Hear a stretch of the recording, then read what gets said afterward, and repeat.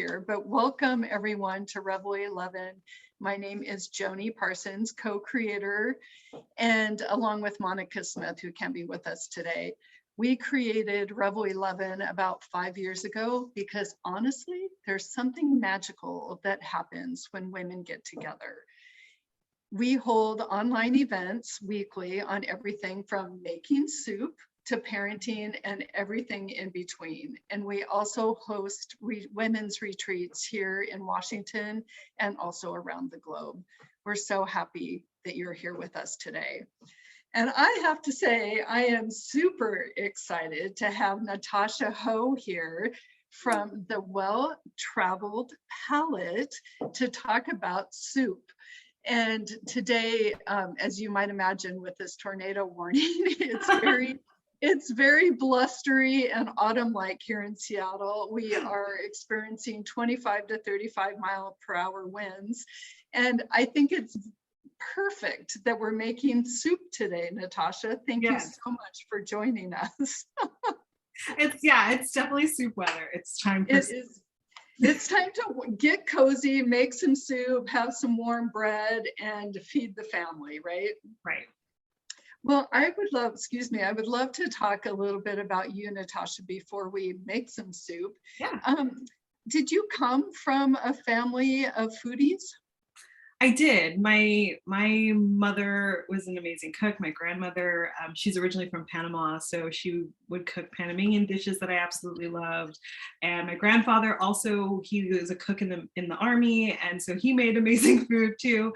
And it was actually the thing about growing up in a foodie family was it was very intimidating because they were like soulful cooks. They would get in the kitchen and they wouldn't measure anything. They would just throw some of this in there, throw some of that. So for me, I would look at that and be like, I have no idea what I'm doing. So my contribution as a kid was, I don't know if you've ever seen the little boxes of Jiffy cornbread mix at the grocery store. That was my comfort level of cooking. So I could add, the egg and the milk and mix it together and cook the cornbread. And that was as much as I did growing up. I did grow up in a family of foodies, but I didn't discover my love of food and cooking until much later, actually, because I was intimidated by being around people who seemed like they had a natural gift, and I wasn't sure that I shared in having my gift. And when was that? When did you find your love of cooking?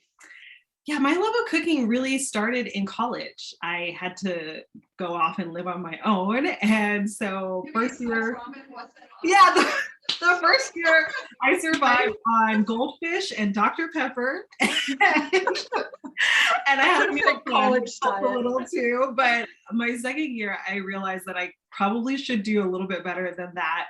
And I had a kitchen. And so that was when I started to experiment in the kitchen and cook things. And I would make things in my roommate and I would try out new things. And it really became more about the fun and the playfulness of experimentation in the kitchen versus me trying to live up to an expectation of this is how my mom does it, so this is how I have to do it, or my grandma's dish tastes like this, so I need to try to compete on some level. So being in the kitchen on my own, in my own environment, I learned to cook in a way that felt really creative and fun, and it became an outlet for me to share new ideas and really express myself through food. That is terrific. So you went to college, you studied PR, and I say that because I have a PR firm. So we have a lot in common in that way, but it wasn't long before you decided that PR wasn't your thing and you took kind of your own Eat, Pray, Love journey, which you called the transformative soul journey. Let's talk about that because how fun. Yeah, so where I was at in my life, I was working in PR and I had moved across the country for a relationship. And it was my college sweetheart. I went to school in Los Angeles. I went to USC in Los Angeles, and then I moved to New York City to follow a boy. And I thought we were going to get married and have the beautiful love story, and that didn't work out. And so I was in New York, and the year that I'd stayed there, I decided to go to culinary school at night for a hobby. It's just something to do. I knew I didn't want to work in a traditional kitchen, but I just knew I loved food. So I was like, oh, this is fun. I have access to the best culinary schools in the country. Some in the world are here in New York City. So I'll take some classes. So I went to school at night and did that. And then once the relationship fell apart, I was like, what am I going to do now? Like, why am I in New York City? And so I decided to quit and figure out what was what was my next chapter going to be. And food felt like it was going to be a big part of it, because I discovered a real love and passion for food, not just in the cool, but in the environment of New York. It's like you walk down the street and there's Lebanese food, and then there's Brazilian food, and then there's Malaysian food. And so I was exposed to so many different things. I wanted to learn more about the flavors of other cultures and how I could experiment with those and create more from a playful perspective with other flavors. So I left my job and decided to travel for 3.5 months. So my first stop was in Morocco, which has incredible food. And so I spent the time learning about spices and flavors from there. I went to Spain, started to learn more about pairing wine with food and olive oil and the significance of fat. I spent time in Istanbul and had an experience of learning how to cultivate more with vegetables and really making those a star player in the food that I would make. And I then spent time in South America. So I went to Brazil and Argentina and learned a ton about working more with meat, because meat is such a big part of the diet there, and how to cultivate really amazing flavors with meat-centric dishes. I went to Chile as well. And then my final stop was Panama, because that's where my mom's family is from. And so I got to spend some time there with my family that's in Panama and really just connect more to my heritage through the food and the culture of Panama. So I spent 3 months doing that. And then I came back home, and I still wasn't quite sure what I wanted to do, but I knew I wanted food to be a part of my journey. So I kept sharing what I had learned informally with friends, having parties, inviting people over. And eventually that led to the creation of the Well-Traveled Palate, because people kept asking me about the foods and the flavors. And last year, during the pandemic, I lost my job. And so people were at home trying to cook, trying to find new ways to enjoy their food. And I was sharing a lot about what I was doing in my kitchen in order to keep it fun and not feel stuck in a rut. And that led to me creating a program where I could get in the kitchen with people and show them how to create new things, how to work with flavors and ingredients from around the world, and really feel empowered in the kitchen as a place for play and creativity versus it being intimidating or just feeling like a chore. And one of the things that I love about how you explain about cooking is like really, I mean, cooking's all about your senses, but how do you start defining your palate, Natasha? And I know you're going to be talking about that throughout your cooking class today. Mm-hmm. Give us a little bit of the essence of that, because it was like, what is that? Like, how do I start refining my palate? So yeah, please tell us. Yes, well, it's really about growing your relationship with food, because when you're in the kitchen, if you're following a recipe, it's very easy to just go from step to step and try to follow along with what it is that somebody's telling you to do. But in order for you to have a more creative experience, if you want to be able to improvise in the kitchen, you have to be able to have the relationship with the food, so you recognize what it is that you're seeing, what you're smelling, what you're hearing, what you're tasting, what you're feeling, and you'll be able to see things and react to the food in real time. So understanding, does it need more acid? Does it need more salt? Does it need to cook for longer? Do I need to turn the heat up? Do I need to turn do I need to turn the heat down? And by being able to interact with our food in this way, you're actually able to respond no matter what's going on with the food. And that feeling of how do I rescue something that's not gone not quite right, you'll actually be able to figure that out along the way, versus following a recipe word for word and getting to the end and not really being happy with the final product. You'll actually be able to make those adjustments throughout the process so that you can create something that's truly yours. It's truly your creation. It's not a recreation of somebody else's idea, but it's the version of the meal that really suits your taste and suits your lifestyle. Well, I love that. So let's start cooking some soup. Yeah, yes. Take it away, Natasha. We're so thrilled to have you Oh, today. thank you. Awesome. So thank you guys so much for having me and for joining me today. So we're going to be talking about how to make some amazing soups. It's the fall season, at least here in the Northern Hemisphere, not for some of you guys in the Southern Hemisphere. But we're going to be talking about how to create really great soups and specifically how to up-level your soup from being something maybe a little bit more ordinary to something that feels really amazing and outstanding. So I'm going to focus on a couple key things that you can do throughout that process that will help you to create a better final product, as well as what we talked about, that sensory experience of having the relationship with the food and focusing on what kind of information you're collecting in the cooking experience so that you can respond appropriately to that. So what we're going to be making today, I'm going to be putting together a pumpkin soup. And then I'm also going to do some of the steps for a lamb stew, because there's a couple of variations there with your cooking a vegetable-based soup versus a meat soup. And so I want to point those out along the way so you can get two different ideas around how to put together a dish like this. So the first thing that we have here I want to talk about is our fat source. So for the pumpkin soup that I'm going to be making, I'm going to use an olive oil as my fat source. And then for the lamb, I'm going to be using a safflower oil. And the key thing to understand is fat is a huge component of the flavor that we get in our food. So when you're thinking about creating your soup or any dish, starting to think about the fat first is a really, really helpful tool to understand how you're going to build up the flavors in the dish. So one of the things I notice a lot with people I work with is that they have olive oil and that becomes their go-to. Is like, it's healthy and it can just be used for everything. And it is a great option in the kitchen, but I really encourage people to experiment more with other fat options. Olive oil has a very distinct taste and it's going to bring that taste to everything you cook. So if you're trying to bring something that's more Mediterranean, or you want a very light, refreshing type of flavor to a dish, olive oil is a great option.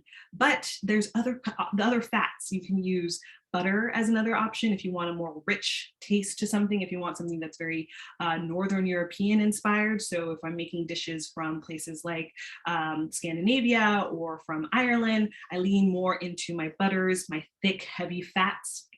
On the other hand, if I'm making something from Asia, then I'm going to lean more into potentially like my sesame oils and things like that. So think about the fat not just as the thing that you already have in your cupboard and you just go as your go-to. You want to have some variety in the fats that you use, because if you match the fat to the kinds of flavors that are in the dish, you'll have a much more unified end product than if you just kind of throw olive oil into everything. So I'm going to go ahead and turn on my cooktop and I'll adjust the camera in just a second. There we go. So I have my cooktop here and it's going to be over medium high heat. Just going to warm that up. And I'm going to go in with olive oil for this first one. And then I'm just going to start by cooking my onions and my garlic. And the thing that is very key, if you walk away from nothing else from today with any other information, the key thing that I want you to walk away from today with is that building a delicious soup is all about maximizing the flavor along the way for every single ingredient. And that starts with the quality of the ingredients that you're using. So if you're going to be using vegetables for vegetable soup, leaning into the vegetables that are in season is going to get you the best quality. I'm making a pumpkin soup because here pumpkin's in season. So kombucha squash, acorn squash, pumpkin, those are all great options for this time of year. A leek soup, a potato soup, all of those are great. I wouldn't make a tomato soup right now because tomatoes aren't in season, unless I wanted to use maybe canned tomatoes that were picked at the peak of the season, and then I could use that. But I would more so use things that are in the season to make sure that I have the best quality and the best flavor. The other thing is the broth or the water that's going into it, making sure that that is also going to be really high quality. If you can make it yourself at home, that's awesome. But if you don't, just make sure that you find a brand of broth that you really, really enjoy. And I encourage you to go with broth versus water because the broth will be much more flavorful. So we're maximizing the flavor of each of those ingredients along the way.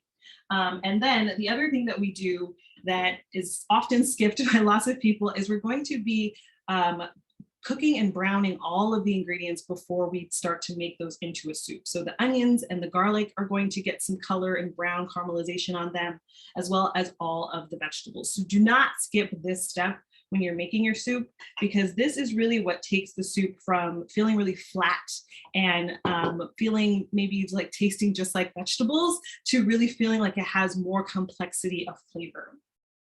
What happens when you add the, oh, my camera for some reason just, there we go, came back. Okay, so what happens as you caramelize is that you start to introduce more layers of flavor.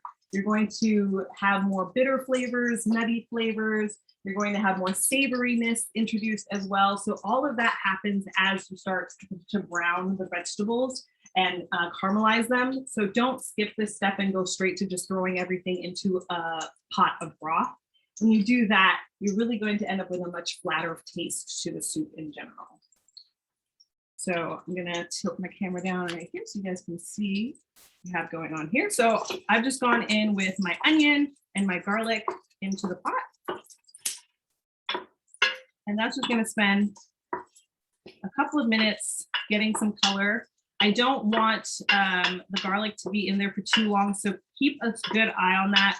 Garlic really, as soon as you can smell garlic, is when you should move on, because the garlic will go very quickly from nicely brown to burnt and bitter, and then it's going to have a bitter flavor that permeates throughout the entire dish. So be very careful with the garlic. You really don't want it to be in there for more than about a minute before you move on to adding more ingredients, so that the garlic doesn't get too much time with direct heat.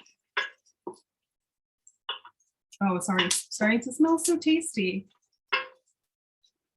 I feel bad. This is at lunchtime. Hopefully you guys have like a tasty lunch with you, so you're not watching this and then like feeling super hungry and ready to eat and you don't have anything to eat with you. That always happens when I'm on sessions where I don't actually get to feed you. I feel so terrible because I'm like, well, now we made this amazing dish, but you hopefully will have something tasty in front of you to eat at the end of this. All right, so that we've started now to get some sweating of the onions. So they've started to turn more a translucent color. We have a little bit of brown color that's starting to come onto the garlic too, which is nice. And I'm going to add in my other vegetables in just a moment.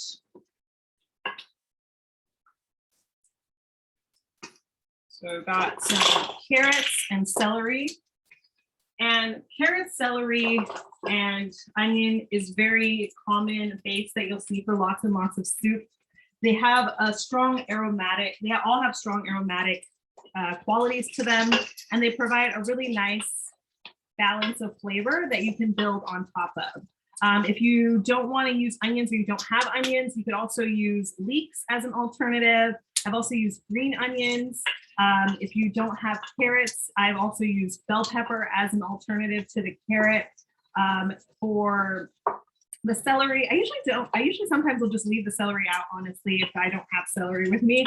But you don't have to have all three of these ingredients. Just making sure that you have some aromatics at the base of your soup will really help with adding more complexity of flavor versus just having that single note of one vegetable. If it was pumpkin soup and just having pumpkin, you're not going to have as much enjoyment of those flavors because it's going to feel very one-dimensional versus having this base of other aromatic ingredients in there. So I'm going to add in my pumpkin now.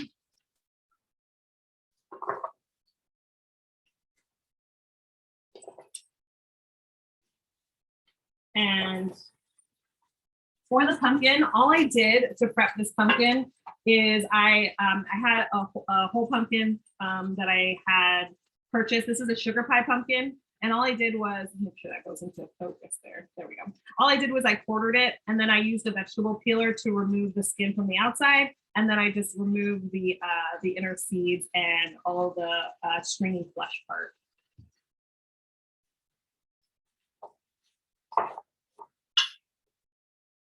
And if you guys have questions along the way, feel free to pop those into the chat. I love to have questions, and make sure that you feel empowered at the end of this to walk away and create your perfect soup, whether it's pumpkin soup, if it's potato soup, leek soup, tomato soup, chicken noodle soup. If you have questions, feel free to pop those into the chat. So Natasha, I actually have a question. I was just with a group of people and several of them were allergic to garlic and onions. Yes. So for a soup like this, what would you suggest to supplement it to have, a great flavor, but without those two items? Yeah, so if you're allergic to garlic and onions, you can leave those out. I would say things like the celery and carrot, you can still go with those.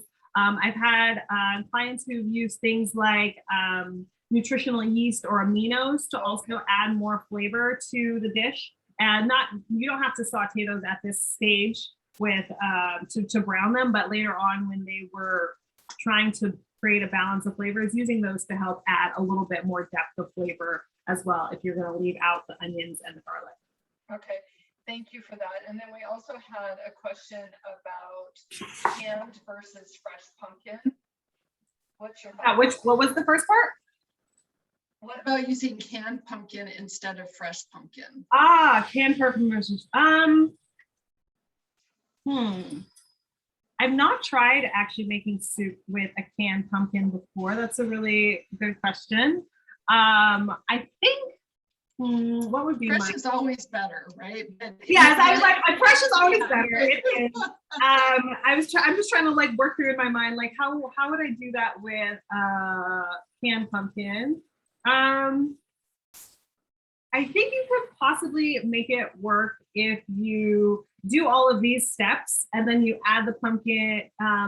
Add the pumpkin at the end. If you had like a pureed pumpkin, if it's in chunks, that would be better because then you can cook it together. The only issue is the textural difference between what you've just cooked versus the pumpkin that comes out of the can. So that's what I'm trying to. How do you bypass that? The best thing to do is if you can find frozen pumpkin in chunks, I would use that over canned pumpkin. Okay. Yeah, I don't think that I've ever seen a chunked canned pumpkin before. Yeah, I was like, if you can find frozen pumpkin, that would honestly be a much better option. If you can't get to a fresh pumpkin, I would use frozen. Okay, and then this next question is, do you have a quick chart maybe on your website or something that helps to understand what oil is best for what dish, protein, etc.? I don't have, well, actually, I did put together a little bit of a cheat sheet, and I can follow up and share that with you, Joni, so you can. Okay. Yeah, and I'll send that out to everyone, and also make sure you all have the fabulous handout that I'm following along with, and I know Natalia put that in the chat as well. So awesome. Yes, it's in as you cook more, you'll also start to form those connections of like, okay, olives come from the Mediterranean. So Mediterranean dishes use those a lot. Anything you see from Spain or Italy or Greece, lots and lots of olive oil. And then if you go to somewhere like East Africa, palm oil is the primary oil that's used a lot because they have access to lots of the palms.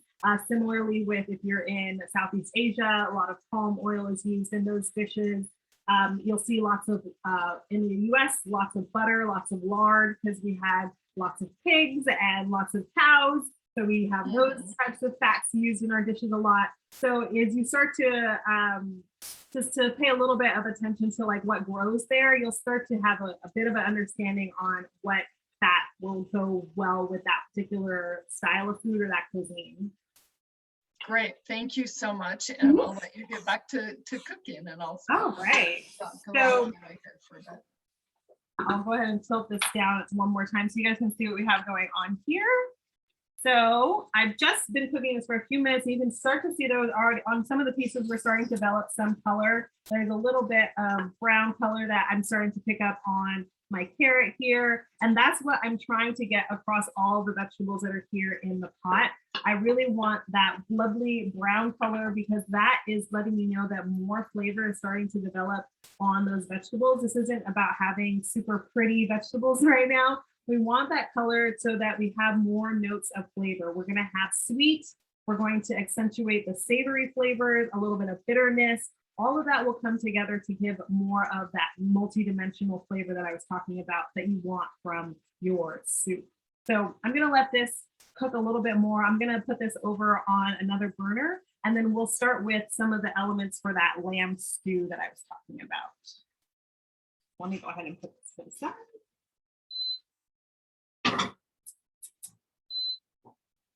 It's so great that you're offering both a pumpkin and then a stew, because stew is so terrific during the fall, as we discussed yesterday, with all of the different, you know, amazing squashes and meat that you can put in. So we're excited to hear more. So everyone, in your trusty packet. Yes, this stew. The next one, it's lamb stew. This was inspired by, I did a cooking, so I told you guys I did that monthly program. So I did a program where I started teaching people how to work with dishes from other parts of the world. So we did Morocco, we did Ireland, Korea. So we did a series of different places. And so this was inspired by the month that we did in Ireland. So we made this lamb stew, we made Irish soda bread, and we also did colcannon. And all of them were big hits. And it was funny because everyone was like, Irish food? I don't really think of Ireland as like a food destination where I want to eat Irish food. And it was a welcome surprise to everyone that there is lots to love about the food of Ireland. And it's perfect for this time of year because it's it's hearty and heavy, and it really makes you feel full and comforted.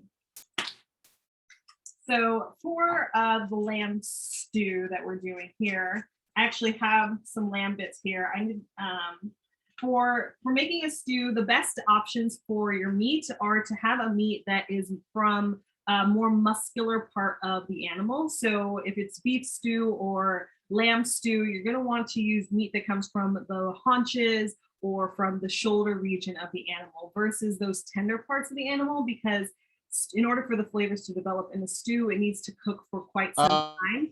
And during that process, we're also going to be tenderizing that meat. So the meat will be able to stand up to a long cooking time. If you have a tender piece of meat, like a loin piece of meat, and you try to make stew out of it, what will happen is by the time the soup is ready, you're going to end up with really tough texture to the meat. So the meat that does well is these pieces that are from the shoulders and from the hindquarters of the animal, because as you cook those longer and longer, they tenderize. The collagen and the fat that's in there will start to melt away, and that will provide more flavor into the soup. All that fat and collagen is also flavoring the soup, flavoring the meat. It's almost like it seasons the meat from the inside as that melts down. So those are the best options if you're going to be making a soup, is looking for those hindquarters and shoulders. Or if you see anything that's labeled as stew meat, it's basically your butcher has already cut up those parts of the animal for you, and that's a perfect option as well. You can use those stew meats that are available from a butcher.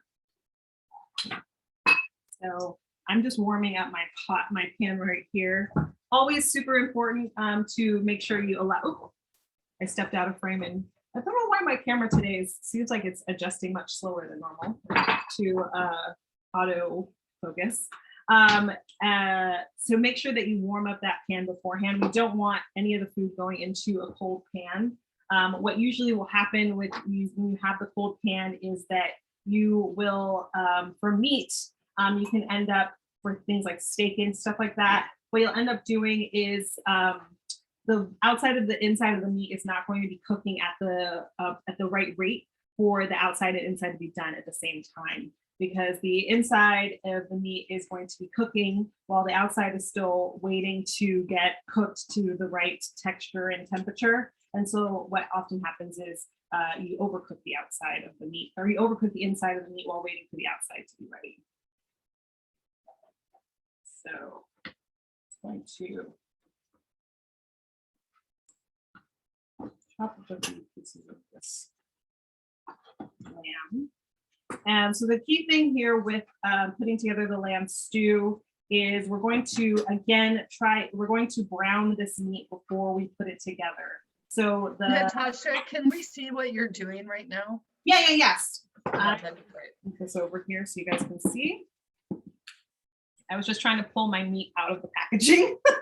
So that's what I was doing over there. So here I have some lamb meat. So this is lamb shoulder meat that I'm going to be working with. And then I just have this cut into some small chunks here.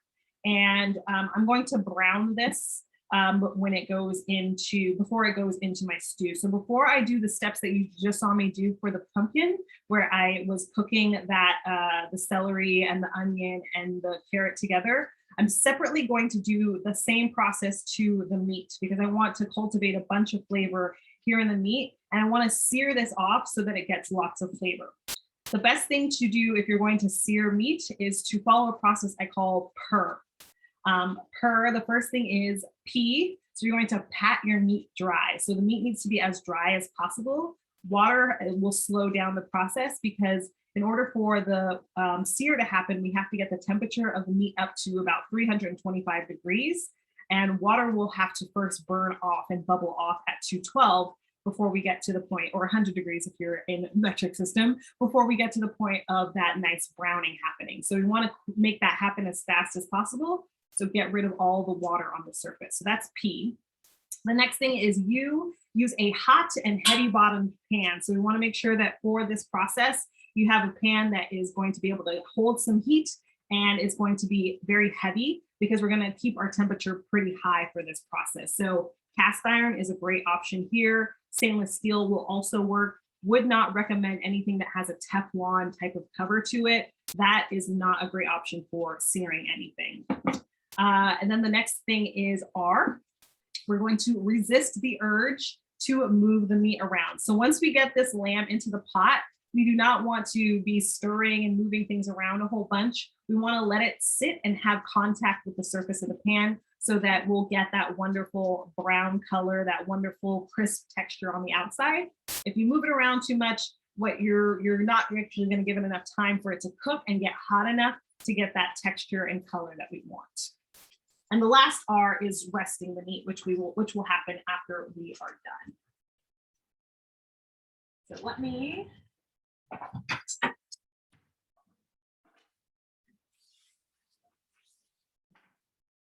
just giving that other pot a stir before we get this in here. Oh, just hot enough. Don't hear my nice sizzle. Hold on, this might not be quite hot enough. Yeah, this isn't hot enough yet. Let me get it a little bit hotter before I put that in there.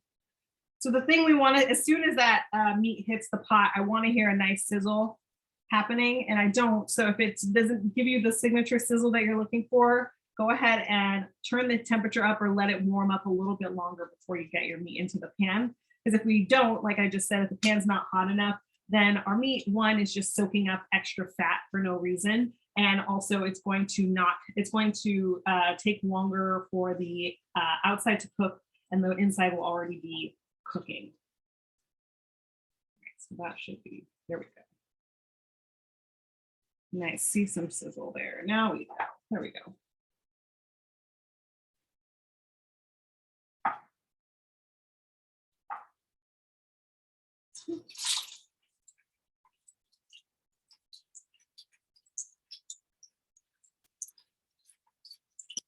Don't want to make this a super crowded pan. I'm going to cut up some more meat while this is cooking. The key thing, like I said, resist the urge to move that meat around. And I've already put a little bit of salt on there, but I'm going to add a little bit of extra salt just to make sure that that's got plenty of seasoning on there. So then this meat is going to sit on there for a minute or two. Really, you can go ahead and just give a peek at it. And what you're looking for is a nice brown color. And this is really where we talk about building that sensory experience, is looking for that color. So it might take a minute, it might take 3 minutes, it might take 4 minutes. What you're looking for is you want to see a nice brown color on the outside. You want to start to see a more crisping texture. You'll see the muscles will start to contract more, so the pieces will be much larger when you start off with. They're going to get a lot smaller. You'll start to see the fat that's on the pieces start to render off. So you're going to have more fat in the pan. If it's popping a lot, two things you'll want to do: lower the temperature down, and then you also can pour off some of that excess fat. Because as the meat is cooking, it's going to, that fat will render and you'll get a lot more fat in the pan from the meat. Go ahead.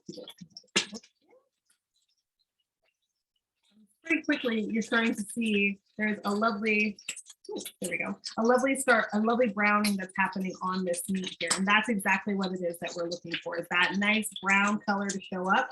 That lets us know there's plenty of flavor developing on the surface of the meat.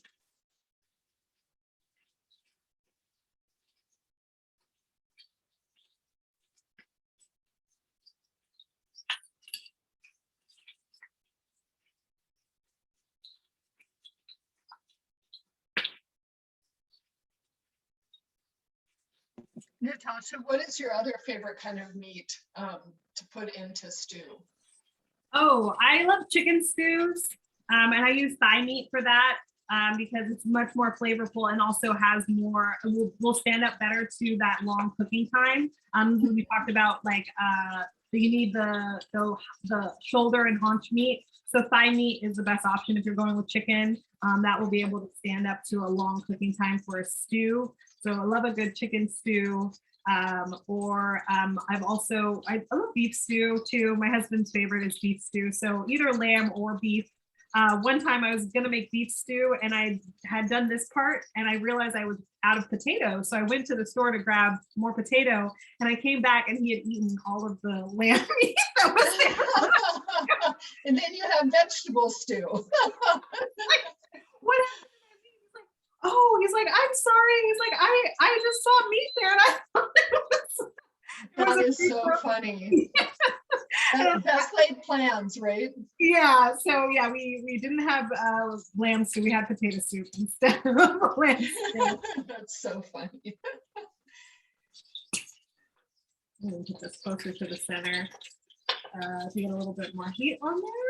And so now while you're doing this, you have the pumpkin and the onions and celery all cooking, just, and are you cooking that for like 20 minutes? I guess I should look at my recipe here.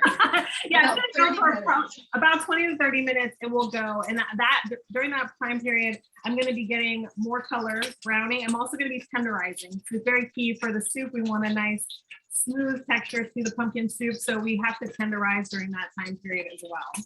And after about 30 minutes, we should have we'll have lots of color that will develop as well as a lot of flavor. Wonderful. Beautiful. So you can see here we have nice, lovely brown color that's on all of these pieces of meat. That is what we're looking for. You do not want to go directly from raw meat into a soup. What you'll probably end up with is having a very bland taste and texture to the soup. I remember when I was making soup when I first started, I didn't go through and do this step. And I used to wonder why I kind of had a bland or rubbery texture to a lot of the pieces. And that was basically because I had put them in the soup and like more so poached the meat. And so they didn't really have that wonderful flavor and texture that comes when you allow the meat to be cooked at a very high temperature through the searing, because you're indirectly cooking it when it's once it's in the soup. It's the water and the broth around it is what's doing the heavy lifting of cooking. So in order to get the flavor and texture, we'll use high heat here. And then to tenderize and make sure that this meat is nice and soft and easy to chew, that's what the broth step is going to do. It's going to tenderize. You can give it plenty of time for it to get nice and soft. So this step is all Angela in the chat said you're doing an excellent job of broth. Oh, thank you. And as those are ready, you can go ahead and take them out of the pan too. So I'm just going to put this to the side.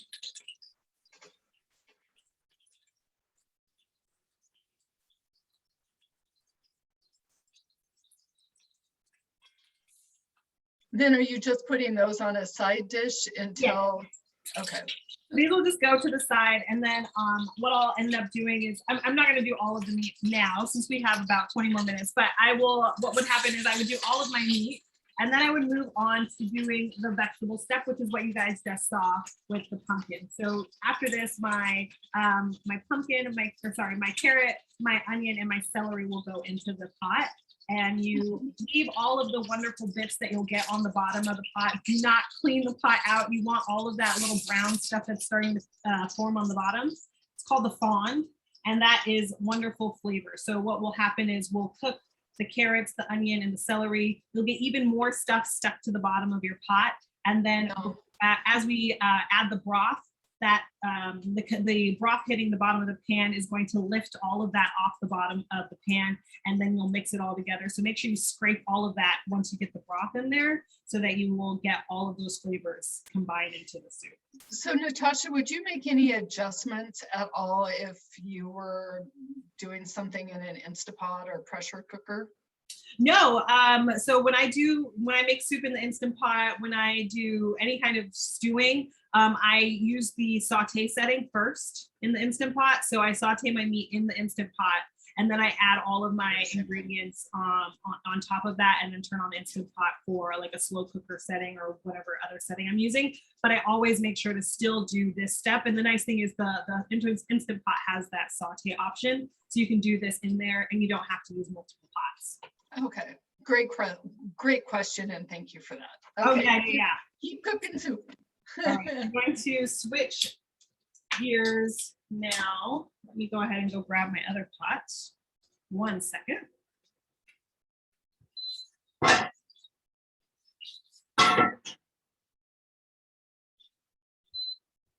Bring this back on over here.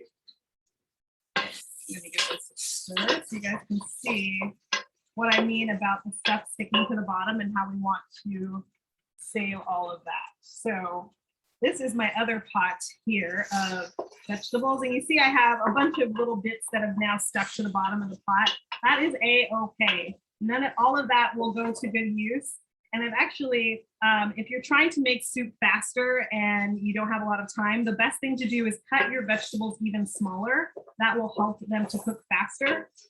So you don't have to wait as long. So I cut my vegetables relatively small for this, so I can try to get through the cooking process as quickly as possible and show you guys what that would look like. So you can see that they've already tenderized quite a good amount here, and we have a wonderful color that's developed on them as well. So the next key ingredient for soup making is obviously adding some broth to it. So I'm going to have some broth that goes in. But the actual secret ingredient, the thing that people forget to add, is acid. That is the star ingredient for taking your soup from being just okay to actually, this is phenomenal, this is so good. What is in it that makes it taste so good? So acid is the thing that people often overlook when creating the soup. And the role of acid is really about, 1 second, let me turn this down while I'm talking so I don't burn anything while I'm talking. So the role of acid is similar to salt in that it enhances the natural flavors of a dish. So what salt does is it brings out all of the intrinsic flavors of something and takes them from 0 to 10. So acid also does that with your food. So it will help accentuate making something that's sweet more sweet, making something that's sour more sour, making something that's savory more savory. So acid helps to elevate all of those flavors. It also helps to provide balance and more of a refreshing experience for your palate. Because when we have very starchy things, very fatty flavors, it can be overwhelming for our palate to eat that without having anything in between to kind of give you a little bit of a reset. And so the acid helps to give your palate a reset, give it some reprieve from those intense flavors. So what I usually am using when I'm doing, when I'm adding acid to soup is I'm usually going and reaching for a wine. Wine is a really great option for adding acid to your soup. And it has lots of depth of flavor that it will add to it. You can also use vinegar. So just a little splash of white vinegar or white wine vinegar, red wine vinegar. That's another way you can add acid. Beer is another way that you can add acid. You'll see a lot of stews that might mention adding a beer to your stew. That's the reason the beer is in there. The acid is helping to add more dimension of flavor, enhance the flavors of everything that's inside your dish, as well as helping to cut through some of those heavier flavors like starches and fatty ingredients that are inside the dish. So do not forget to reach for acid as you're creating the soup.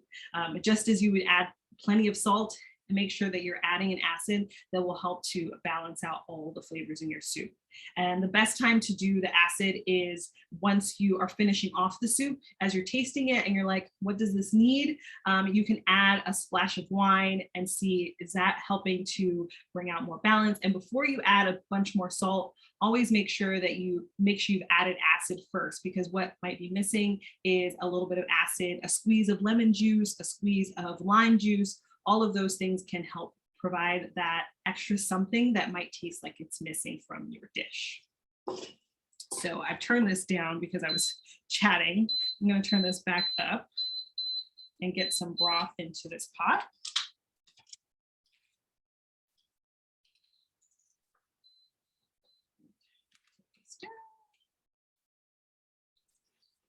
So this is a slightly condensed in terms of timing because we're doing this a little bit faster. But what I'll do is add my broth in now, and then I will let this, bring this up to a boil, and then I'm going to let that simmer. And during this, I'm going to, after the broth gets in there, I'm going to make sure I scrape the bottom of that pot because we want to get all those flavors that have stuck to the bottom of the pot and make sure that gets into the soup.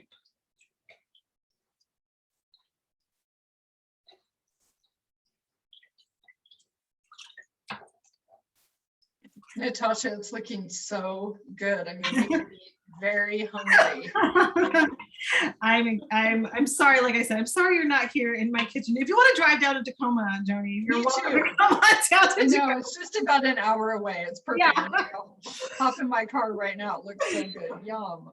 So what I'm going to do, like I said, is I'm going to bring this up to a boil, and then I'm going to bring it down to a simmer, and I'll let that simmer for probably about 10 minutes or so. I'll check, and what I'm looking for is fork tenderness to the vegetables. So I'll go ahead and just poke those with a fork and make sure that they are falling apart tender. That's what I want from the texture. So again, key thing to understand is what are those sensory, oh, that's my son in the background, sorry. What are those no, sensory? Love that. What are those? How old? He's 2. He's 2. Aww. He's supposed to be napping. I don't know why he's not napping. I'm just like, oh, that voice is not supposed to be right now. Well, if he comes in, it would be great for him to join us. Thank you. What are those sensory, the sensory information that we get from the food that will allow us to know that we're doing the right thing, that we've reached the right texture, the right smell, the flavor that we're trying to get. So the key thing here is fork tenderness. So all the vegetables should be very tender. And then we want to taste the broth, and we're looking for that balance of flavor. So from our pumpkin soup, we want to make sure that we have something that is going to be a very savory flavor to it. And we're also going to be looking for that balance in terms of the acid. So making sure it has that little bit of a zing. It's a zing that you'll taste that comes from having the right amount of acid to your food. And if you don't taste that little bit of zing, go ahead and add a splash of wine or a capful of vinegar to make sure you get that extra zing flavor to the soup. All right. And then the last thing that I'll do with this, there we go. The last thing I'll do with this is I'll just run this through a blender.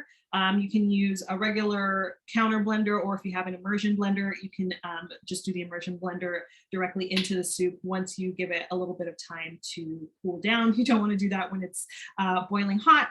Just in case you have a mishap. I've had a mishap in the kitchen before with hot soup. It's not fun. You don't want to have to clean that up.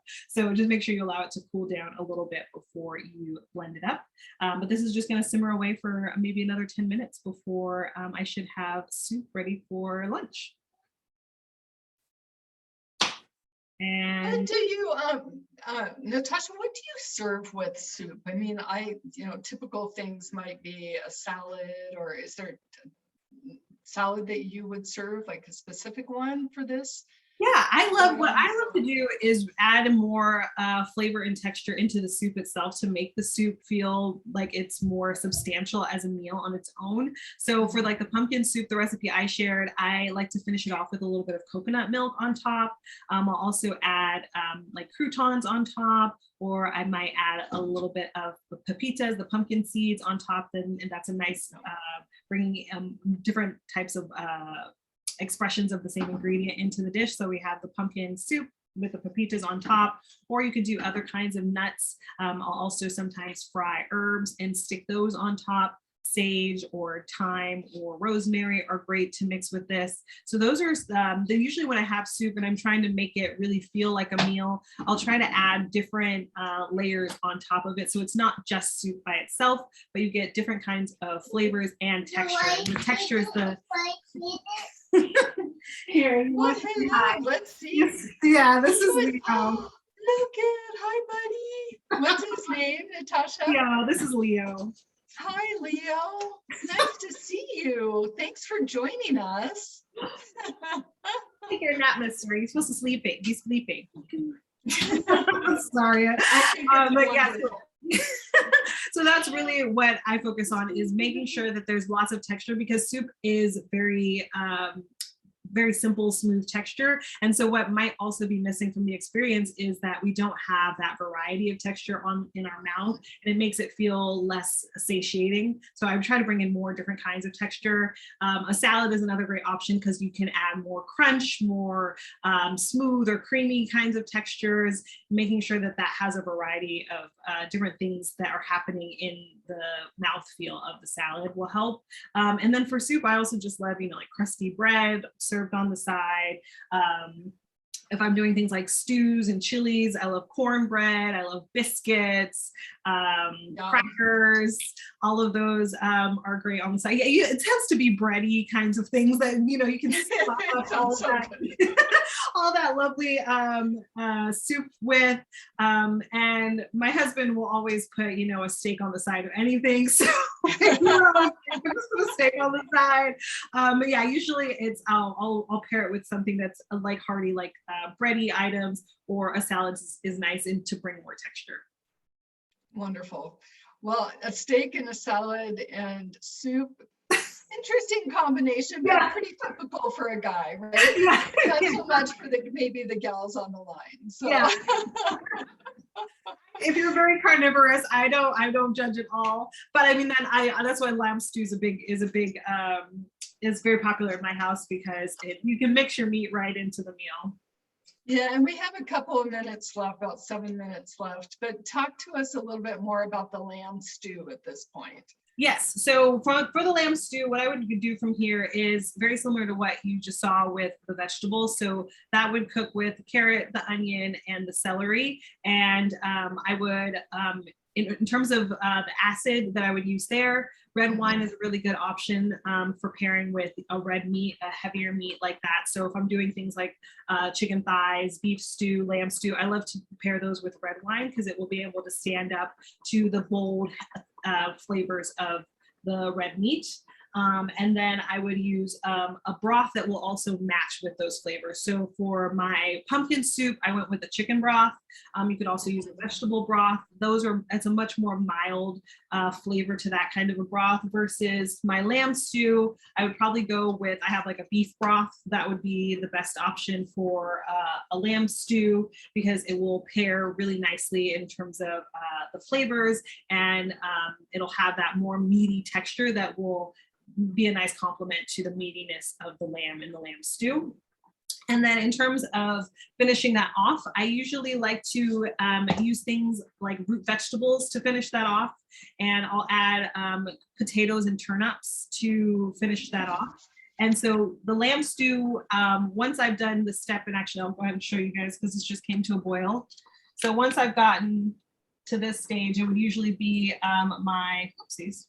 Could you move it up just a little bit? There you go. So once I got into this stage with my lamb stew, I would have had my lamb in here, my beef broth, my vegetables, and my red wine. I would go ahead and turn it down to a simmer. And I would add in my potatoes and my turnips. And I would let that cook with the lamb for probably about an hour. And that will tenderize my lamb and tenderize my potatoes and my turnips. With the vegetables here, I probably only need this to simmer for like 10 to 15 minutes before I get to the texture that I want. But it'll take a little bit longer with the lamb and the potato and turnip combination. Got it. Well, if anybody isn't everyone hungry and gonna go in and cook something now. I mean, I don't know. I'm like, I want to go make this pumpkin soup. I think I'll make that for dinner tonight. I have a pumpkin, as you can see. Oh yeah, you're already halfway there, I'm all ready. Yeah, I'm all ready for this. Believe me, I went shopping so I can make this pumpkin soup for my partner tonight. And awesome. I know he'll enjoy it a lot. Well, Natasha, you are just a shining star, I can tell. And this has been such a joyful, wonderful last hour, and we really appreciate you joining us today. Thank you. A couple of last questions. Yes. What was your favorite wine-wise? We talked about this a little bit yesterday. So if I'm serving the pumpkin soup tonight, what kind of wine would you serve? Yeah, so I would really, I go with what the wine is that I use in the meal itself. So I usually, with my pumpkin soup, I would go with a white wine, and anything that you're willing to drink as a white wine is also, it's great inside the soup itself. People ask me like, what kind of wine do I cook with versus what kind of wine that you drink? Make sure that whatever wine you're gonna cook with is something that you would actually enjoy drinking. And so for my vegetable soups, it's usually gonna be a white wine that I'll use to balance out the flavors. And then for my heavier stews, beef stew, lamb stew, those kinds of things, I would use a red wine. I'm personally a big fan of Malbecs, so I usually drink a Malbec with my my lamb stew. But yeah, I think that's, as long as it's something that you're going to enjoy drinking, that's going to be the perfect fit for not only pairing, but also to go in the dish itself. And you've opened the bottle anyways to put into the soup. So you might as well drink the rest of it when you're enjoying the meal. Well, thank you, Natasha, so much. This has been just such a delight, and I wish you all the luck. And we'll be sending out what kind of oils to put with what type of proteins later. And then most of you should have received the information from Natasha on how to make all of the soups and the shopping list too. That was such a bonus. So thank you again. And tell us about quickly about the website and your show, your online show. Yeah, so if you want more food-related knowledge and tips, you can find me on Facebook. My Facebook group is called Travel and Feast, and you can. I come in there regularly and I do cooking tips and talk about how to work with flavors from different parts of the world, and really to get, if you feel like you've been in a rut around food, helping you to bring back the creativity and the fun into the kitchen. And then you can also find me on my website, the Well-Traveled Palate, and you can find out more about if you want to do like classes like this with me. I host classes for groups, for individuals, and I also do travel related trips around food. And you should check out her food trip to New Orleans in the new year. So with that, thank you all for joining us so much. We have a lot of classes coming up on revel11.com. I'd like to invite you to an event this weekend.